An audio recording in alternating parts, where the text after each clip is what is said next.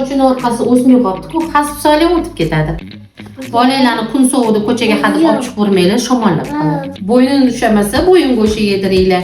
Bolalar ozg'in bo'lsa, ichki yemasa, dumba shimdiringlar. O'shanda hammasi yaxshi bo'lib ketadi.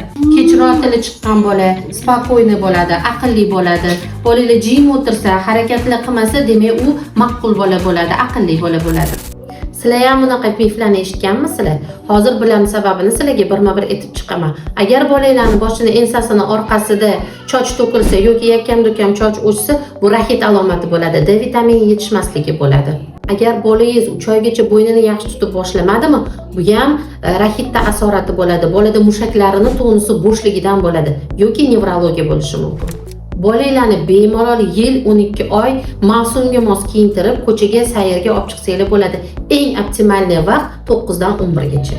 Mana bu videoyim onajonlarga emas, bujonlar, onalar yosh, iltimos, sizlar nabiralarga e'tiborliroq bo'linglar.